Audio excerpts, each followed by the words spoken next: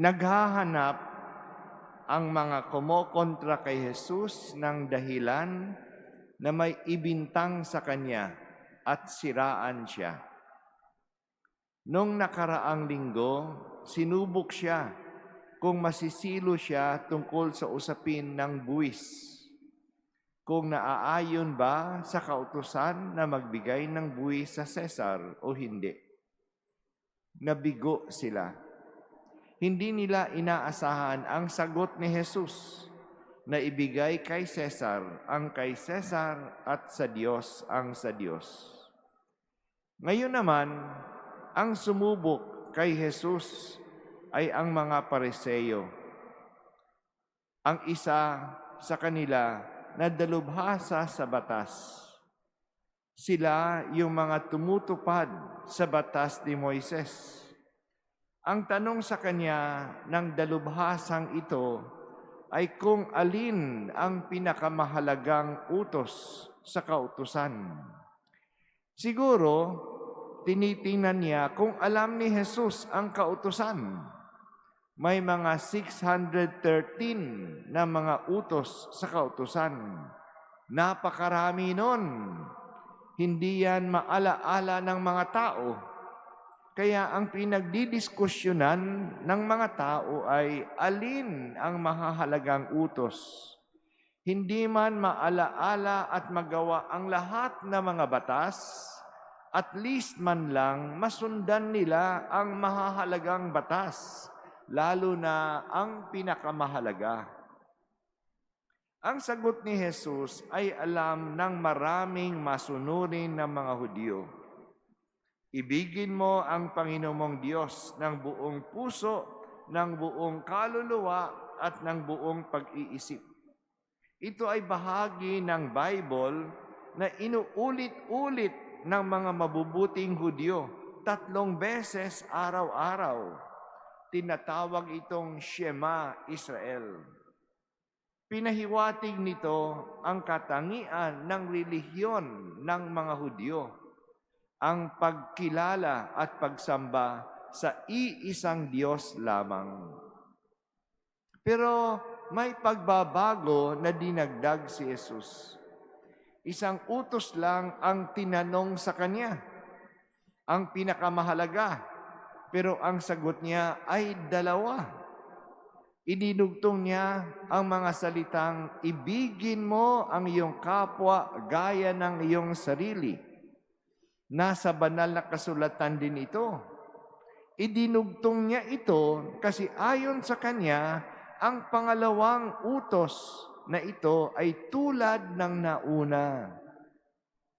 Hindi pwedeng paghiwalayin ang pag-ibig sa Diyos at pag-ibig sa kapwa. Sinulat ni San Juan sa kanyang liham sa New Testament na hindi natin maaaring ibigin ang Diyos na hindi natin nakikita, na hindi natin minamahal ang kapwa na nakikita natin.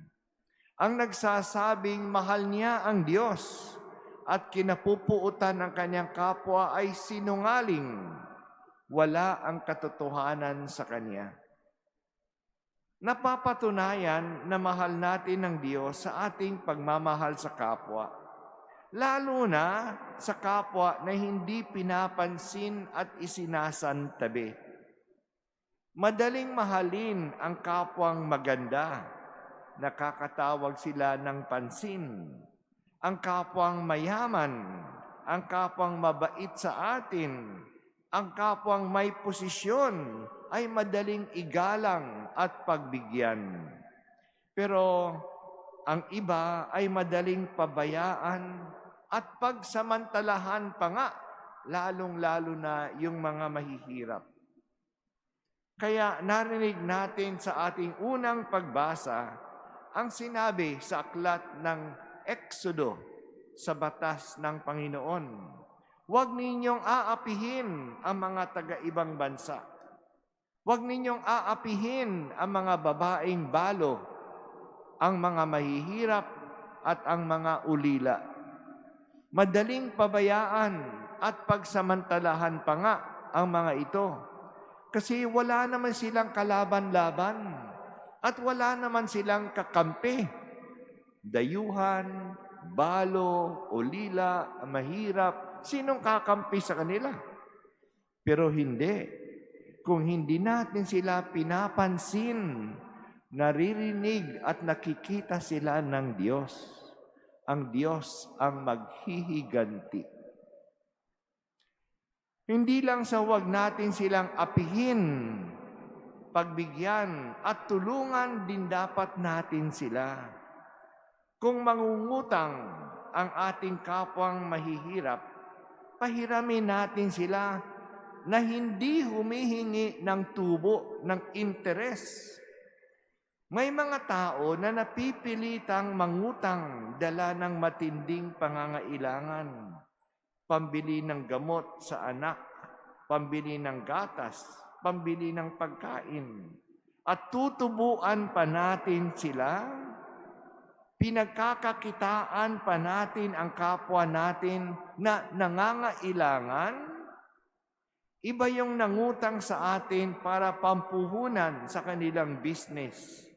Dahil sa ating pera, kumikita sila. Makatarungan lang na may kita rin tayo sa pera natin na pinagkitaan nila. Kaya may interest ay binibigay. Pero wag nating pagkakitaan ang matinding pangangailangan ng iba.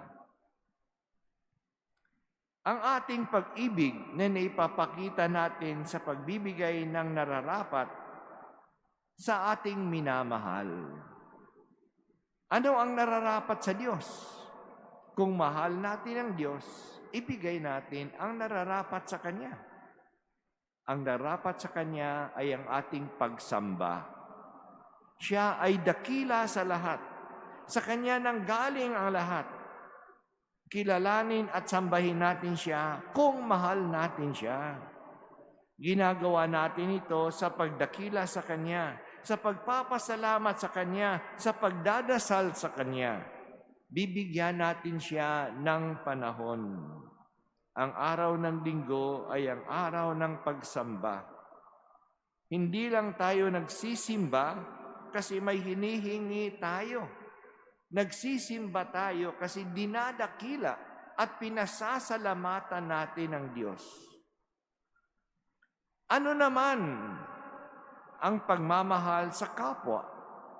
Ano ang nararapat sa kapwa? Ang pakikiisa at pagtulong sa kanila. Huwag nating gamitin ang kapwa. Paglingkuran natin sila. Hanapin natin ang ikabubuti ng iba. At hindi lang ang pakikinabang natin sa kanila. Let us not use our fellow human beings. Maganda at tinuturo sa atin ni Jesus na huwag paghiwalayin ang pag-ibig sa Diyos at pag-ibig sa kapwa. Hindi natin mayayakap ang Diyos. Hindi natin siya matutulungan kasi wala naman siyang pangangailangan. Ang mayayakap natin ay ang ating kapwa. Ang matutulungan natin ay ang ating kapwa.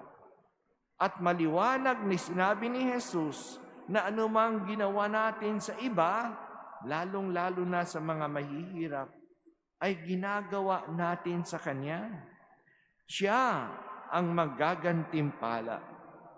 Kaya ang pagpakain sa nagugutom, ang pagbisita sa mga may sakit at nasa bilangguan ay paglilingkod kay Jesus. Siya ang ating pinapakain, siya ang ating binibisita. Pero kung pinababayaan natin ang mahihirap, siya ang ating pinababayaan.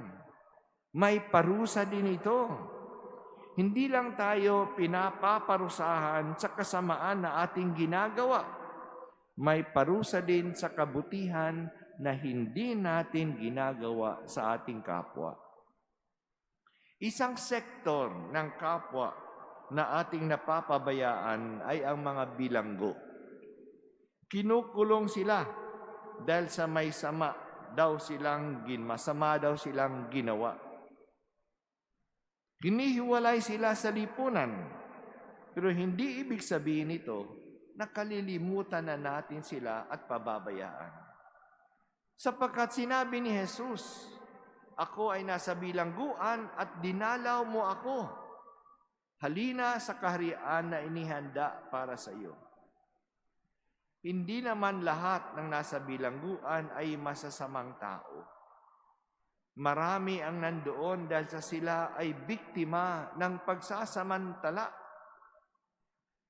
Ang lantad na halimbawa dyan ay si Senator Laila de Lima. Wala siyang kasalanan, pero 6 na taon nang nakabilanggo. Ilan na ang mga nagtestigo laban sa kanya na lumantad na sila'y nagsinungaling sa kanilang pagtestigo dahil sa pinilit lang sila.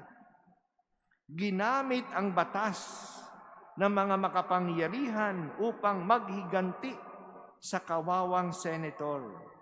Kung iyan ay nangyayari sa kanya na dating Pangulo ng Department of Justice, na siya ay abogada at tinutulungan ng maraming mga abogado, ano pa kaya ang maliliit na tao na bibilanggo? Lalo na sa ating lipunan na ang kumokontra sa gobyerno at sa malalaking business ay nire-red tag at sinasampahan ng mga kasong gawa-gawa.